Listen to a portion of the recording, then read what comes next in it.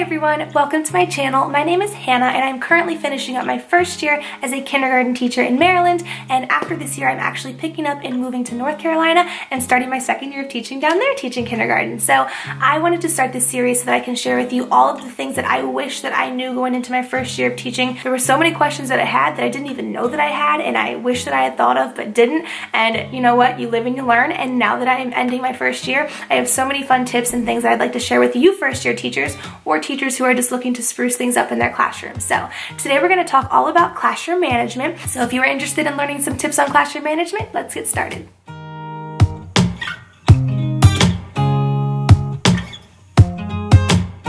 Before we get started with the things that worked and that didn't work, I want to share this real fast because I think this is the most important thing with classroom management. You can try any system, you can try the best things in the world for classroom management, but nothing will work unless you stay consistent and set those expectations from the beginning. I cannot stress this enough, and everyone told me, like, take the time to, make those expectations clear and just drill them in the beginning of the year. And honestly, I did it and I thought that I covered them enough, but I will honestly say that I could have spent so much more time on them, and I feel like my classroom could have run so much smoother if I had. As a first year teacher, I was so concerned about, the content and getting the content started because I wanted the kids to learn and I wanted them to, start learning their letters and look like little rock stars and stuff, which is super important, don't get me wrong. However, I definitely think that we rushed it a little bit and we could have spent so much more time talking about those expectations, and I think in the long run we all would have benefited a lot more from that. So all I can say is just take the time. It's okay if it takes a couple more days.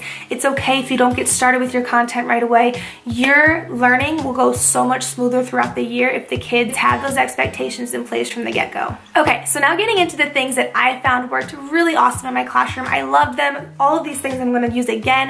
I think that they are just great classroom management ideas. I got a lot of them from Pinterest. I got a lot of them from other teachers at my school. I got a lot of them from Instagram and YouTube. Okay, so the first thing is that I'm really sad that I don't have this to wear it today to show you. One thing that I wear that I've seen so many different variations of is a headband, and mine is from, I think, Walmart in the party section, and it has like a unicorn horn on it and some fuzzy stuff. I call it my unicorn horn. When I'm wearing my unicorn horn, the kids know not to come bother me, and I don't mean that like I don't want to talk to you right now. I mean that in the sense that I wear it when I'm doing small groups, and that when we're in a small group, we're trying to learn as well. So this is the time for the kids to be independent and go do their jobs, and I'm working with my small group. If they have a question, they're supposed to ask 3 other friends first and try to get an answer from them. Oftentimes I also had another adult in the room when this was happening, so they would then go ask her for help. I told them that the only time they can come ask me is if it was an emergency or they needed the bathroom. And I will get into our bathroom signals and stuff later on anyway, because they actually didn't even have to ask me verbally for the bathroom. They could just show me a symbol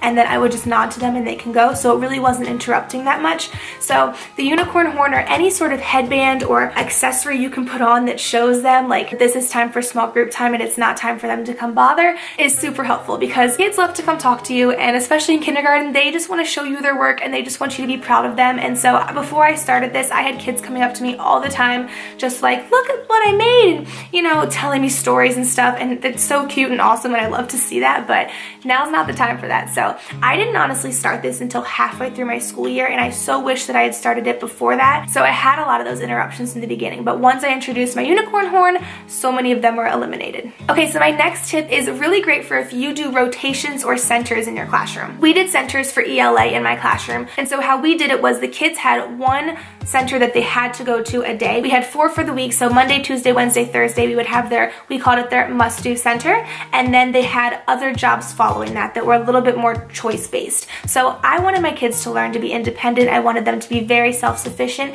and figure out how to manage themselves so that they could basically run the classroom. So we had what we called must-dos and may-dos. So our must-dos were what I just said, the things that they had to do, the things that the teacher told them, you have to do this before you can move on to anything else. I actually gave them 3 must-dos a day, but the 3 must-dos, the one was the big task, the next 2 were a little bit smaller, and one of them was honestly makeup work, so if they had something to catch up on, they would finish finish that, but if they didn't, which they often didn't, then they could skip that one. And then their fourth center or option was their choice time. That's when they can go pick a different sensory table or the block area or the library, somewhere else to go play and work. So having those must-do, may-dos gives them that sense of responsibility, and I display this clearly on a chart in my classroom, which I'm going to have a whole other video on how I manage my centers and rotations, but they can go look at that chart, refer to it, and that's how they knew what they needed to do and when they could choose what they wanted to do. Having those must-do, may-do options I think is awesome because it gets done what you want them to get done, but then it gives them a choice a little bit on how they want to continue their learning. My next classroom management tip is something that tons of people do,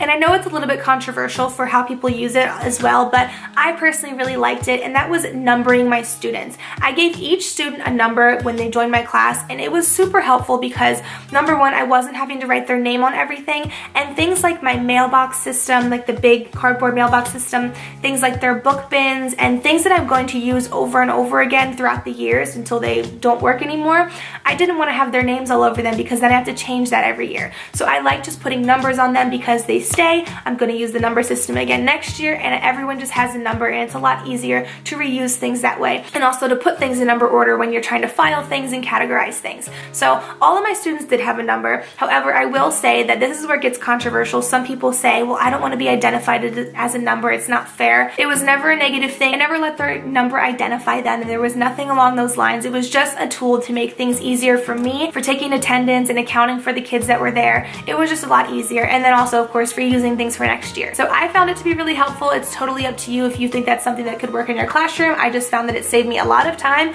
and it worked out really well. Going along with the numbering system, I also loved using line spots and giving kids a spot in our line when we would move out in the hallway. So what I did was I took my Cricut and I cut out little shapes, and each of their shapes had a number on it, so 1 through 15. I put them on the floor in a line going out from our door, which number 1 was super helpful because it showed the kids exactly where I wanted our line to line up so that it was nice and straight, and then also it gave the kids a spot in our line. I can't tell you how many times they would fight about, I was there first, no, you got in front of me, I was there first. If everyone just had a spot in line, it was over with and done with, and it was fine. And also it really helped me when we went places, when we lined up for recess, I could easily see who was missing because I know the order of the line. It made things go so much quicker, and it was just a lifesaver, to be honest. So I found that to be super helpful, having the kids have a designated spot in line. Yes, we also did have a classroom job of a line leader, so that person would come to the front of our line. They could come off their line spot and they had a special star to stand on, but other than that, they lined up in their order all the time. My next tip is to have classroom jobs. I think classroom jobs are so awesome in helping the kids become responsible and also with working in that independence. I personally had a classroom job for every one of my students, and I only had 15 students, and I found that to be a lot for classroom jobs, but I know so many classrooms have way more kids, and to have 25 to 30 jobs is a lot of jobs. So I personally made some jobs that were things that the kids actually learned how to do, and others were just being able to sit in a special seat or doing little things like that. So I made it easier on myself and on the kids so that they only had to really learn a couple jobs, and the rest of them were pretty self-explanatory, but it still made them feel like they had a job, and they made them feel like they were important in some way because they are. So setting up those jobs really helps the kids become responsible, and it's their classroom too. They should be helping to keep it clean. I think that if they make the mess, they should definitely at least help clean it up. So assigning them jobs like table washing or organizing the library or sharpening pencils and stuff, whatever you want to do that works best for your classroom, is awesome because it takes responsibilities off of you as the teacher, and it also helps the kids manage their own classroom. Something else that I loved in my classroom were using equity sticks. Equity sticks, if you don't know what they are, they can be clothespins, they can be popsicle sticks, they can be whatever you want to do. Basically, you have every kid's name or number in a bucket or something all together collected, and then you pull one out, and that's the kid you call on. Equity sticks were great because it made sure that every kid always got a turn, every kid got a chance to talk, and that I was hearing responses from kids that might not normally raise their hand on their own. And it also helped the kids stay on their toes, and they were more likely to listen because they didn't know when they were going to be called on. Another thing that worked really well in my classroom, which I did not start until kind of near the end of when we were at school, was the secret friend in my classroom. We probably did this for about a month or so. So basically how a secret friend worked was I would pick a name out of our bucket. All the kids' names were in the bucket. I'd pick the name out, I'd look at it. I would not tell the kids who it is, but I did tell them, look, I picked my secret friend, I'm gonna be watching all day.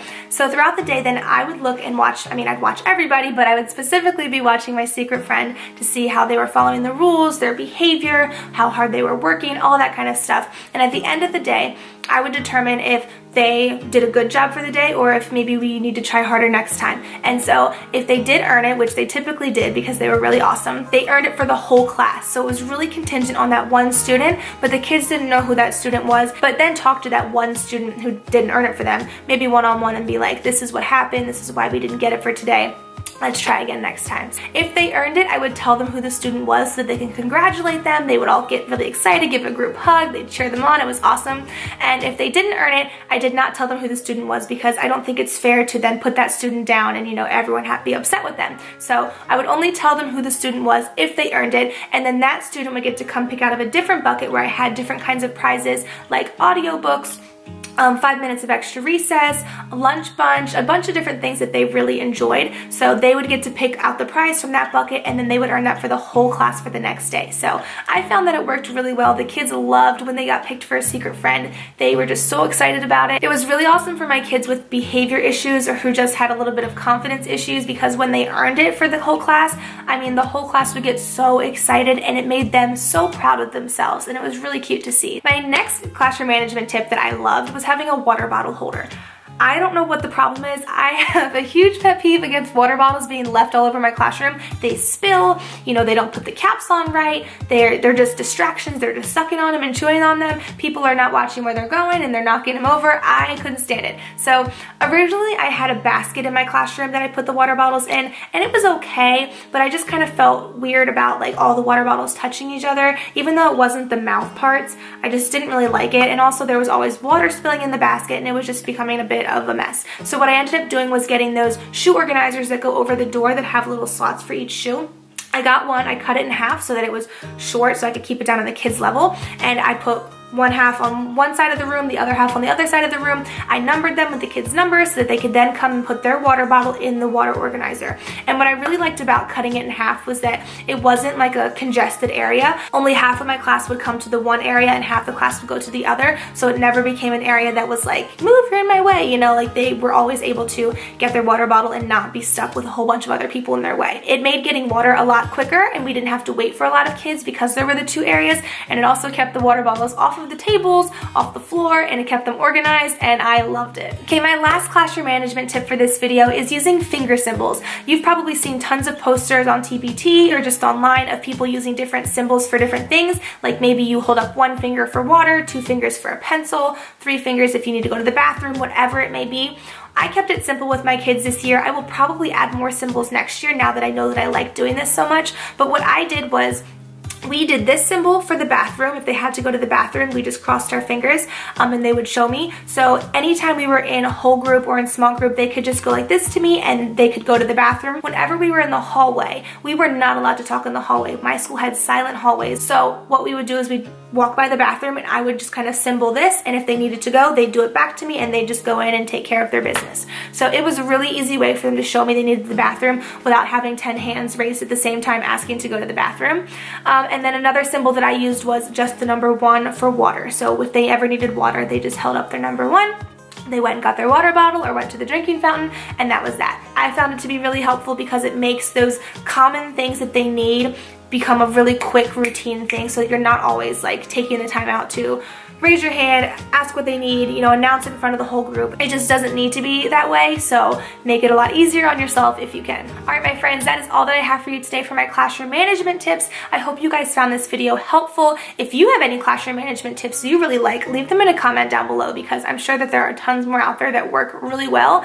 It's just that these are what's worked for me this past year. So thank you guys so much for watching, and I will talk to you in the next video. Bye!